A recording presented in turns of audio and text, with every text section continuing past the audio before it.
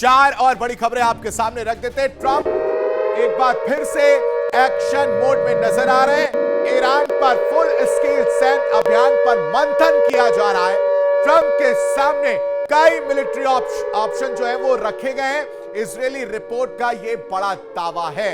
ये इस वक्त की बड़ी खबर आपको बता रहा हूं। एक्शन मोड में ट्रंप नजर आ रहे हैं। फुल स्केल वॉर की तैयारी है। सैन्य अभियान पर मंथन किया जा रहा है और कई मिलिट्री ऑप्शन रखा गया। लेकिन दूसरी बड़ी खबर समझिए, ईरान ने अमेरिका के साथ सीधी बातचीत से पूरी तरह से इनकार कर दिया है। परमाणु वार्ता से पहले युद्ध विराम की शर्तों पर जोर दिया जाए। होर्मुज रूट पर नई रणनीति को लेकर टकराव लगातार तेज होता जा रहा है और ईरान ने साफ और संकेत दे दिया है कि टोल लगाएंगे। 60 दिन बाद वो टोल वसूली का काम शुरू किया जाएगा। लेकिन WSJ की रिपोर्ट क्या कहती है वो समझिए। WSJ रिपोर्ट का जो बड़ा दावा है वो ये है कि अमेरिका और सऊदी के रिश्तों में तनाव देखने को मिल रहा है। एयरबेस एक्सेस पर विवाद गहराता जा रहा है। मई की अगर हम बात करें, मई में सऊदी ने एयरबेस देने से इनकार कर दिया था, जिसके बाद अमेरिका को बुरा लगा था। लेकिन इन सब में दूसरी खबर जो आप समझ पा रहे हैं वो है कि यूक्रेन ने एक बार फिर से रूस पर बड़ा हमला किया है। यानी रुकने का नाम यूक्रेन नहीं ले रहा है। रूस के वोल्गोग्राद पर मिसाइल अटैक देखने को मिला है।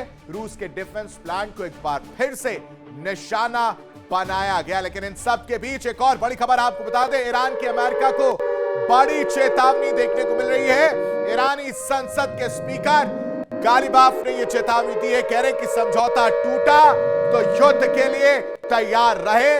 अमेरिका ईरान तनाव इस वक्त दर्शकों चरम पर नजर आ रहा है। यानी मिडिल ईस्ट में एक ऐसा कूटनीतिक खेल शुरू हो गया है जो अगर सफल नहीं हुआ तो यकीन मानिए अमेरिका की दशकों पुरानी दादागिरी को सबसे बड़ा झटका लग सकता है।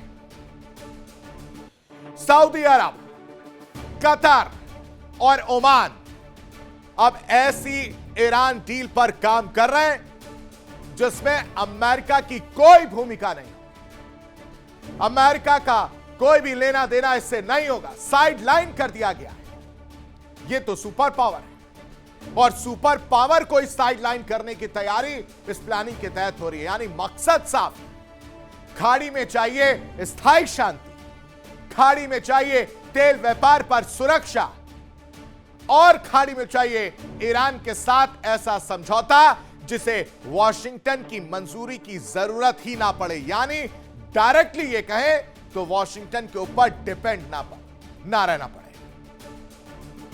तो क्या अमेरिका को मिडिल ईस्ट से बाहर का रास्ता दिखाया जा रहा? क्या होर्मुज की ताकत ने सुपर पावर को बैकफुट पर खड़ा कर दिया है? क्या कहानी है ये समझिए, क्योंकि खाड़ी देशों का जो ये नया दाव है यह अमेरिका को परेशान करने वाला है। यह अमेरिका को बड़ा घाव देने वाला है। सऊदी, कतर और ओमान की यह साझा पहल परेशान करने वाली है और लक्ष्य एक है, अगस्त 2026 तक फाइनल डील हो जाए जिसमें अमेरिका की भूमिका सीमित कर दी जाए। क्षेत्रीय देशों के जरिए समझौते पर जोर है।